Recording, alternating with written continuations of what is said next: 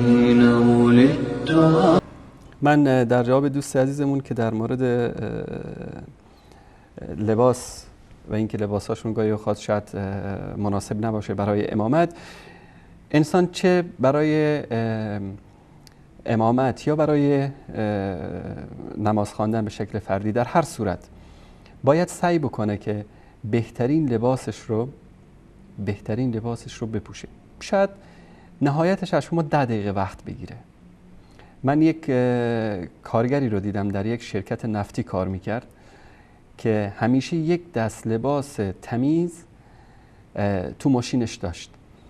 موقعی که مثلا میخواستن نماز ظهر رو تو سر کار میخوندن، موقعی که میخواست نماز ظهر رو بخونه میرفت لباس رو میگرفت از ماشین، لباس کارش رو در میآورد، این لباس رو میپوشید، نمازش رو میخوند، برمیگشت لباسش رو عوض میکرد. شاید این کل این کار 10 دقیقه بیشتر وقت نگیره، 5 دقیقه در قبل از نماز، 5 دقیقه هم بعد از نماز، یا نهایتش 20 دقیقه بگیم، 10 دقیقه.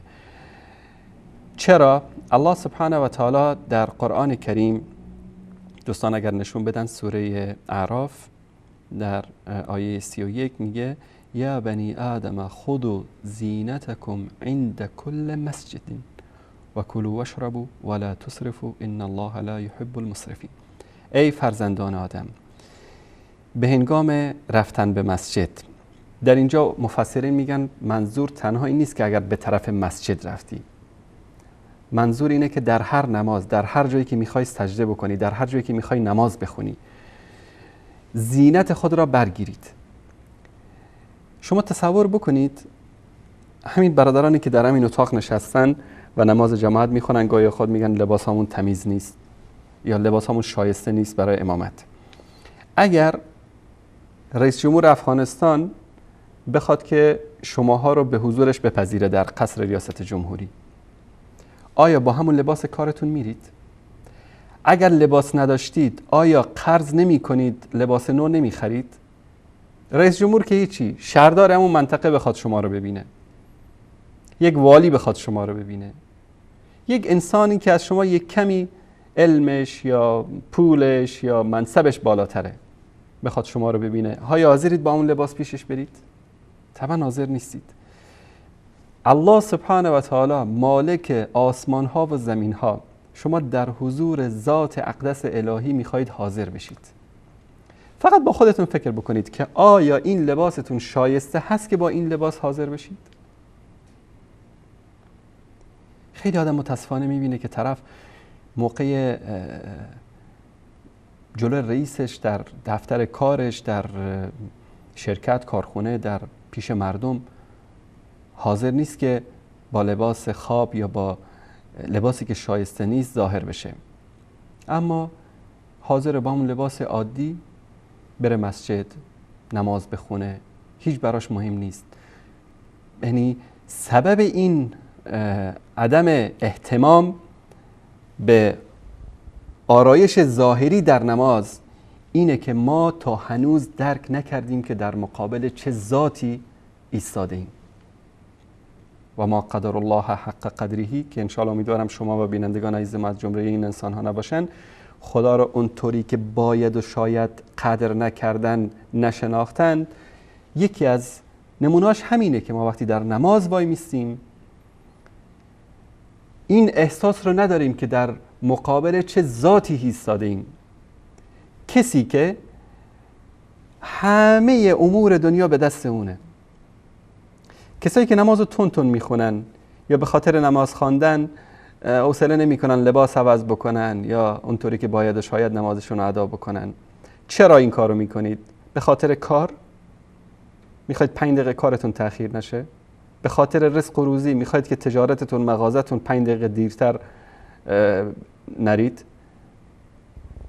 رزق شما، جان شما، همه چیز شما در اختیار کسی است که دارید براش نماز میخونید.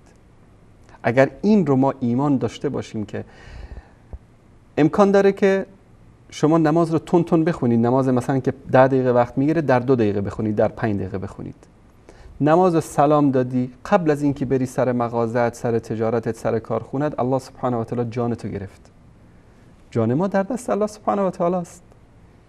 این رو اگر این درک رو اگر داشته باشیم هیچ وقت نماز رو با عجله نمیخونیم، به خاطر اینکه کارمون دیر میشه. پس همه امور جهان، همه افعالی که من میخوام انجام بدم در قبضه اختیار ذاتی است که ما داریم براش نماز میخونیم. ببینید میگه فویل للمصلین، وای به حال نمازگزاران. نمیگه وای به حال کسایی که نماز را ترک کردن، میگه وای به حال نمازگزاران. چرا وای به حالشون؟ چون نماز را تند میخونن، چون به نماز اهمیت نمیدن، نماز را به وقتش نمیخونن. در احادیث اومده طرف اومد نماز خواند، پیامبر صلی الله علیه و آله فرمودن که برگرد نماز بخوان، تو نماز نخواندی. رفت نماز خوند، برگشت گفتم برو دوباره نماز بخوان که تو نماز نخواندی. دوباره اومد گفتم برگرد برو نماز بخوان که تو نماز نخواندی. اگر ما همه ارکان و واجبات و سنن نماز رو آنطوری که باید و شاید انجام ندادیم، در حقیقت ما نمازی نخواندیم. اصلا الله سبحانه و تعالی به نماز ما احتیاج نداره. همه انسان‌های روی زمین نماز نخونن مگر از ملک الله سبحانه و تعالی پشیزی کم میشه؟ نه. همه نماز بخونن مگر به ملک الله سبحانه و تعالی چیزی اضافه میشه؟ نه. ما داریم برای خودمون میخونیم. نمازمون، عبادت هامون همه به خاطر خودمون است.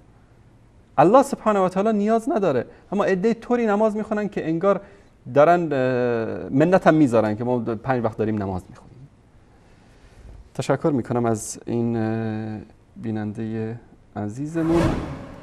حين ولدت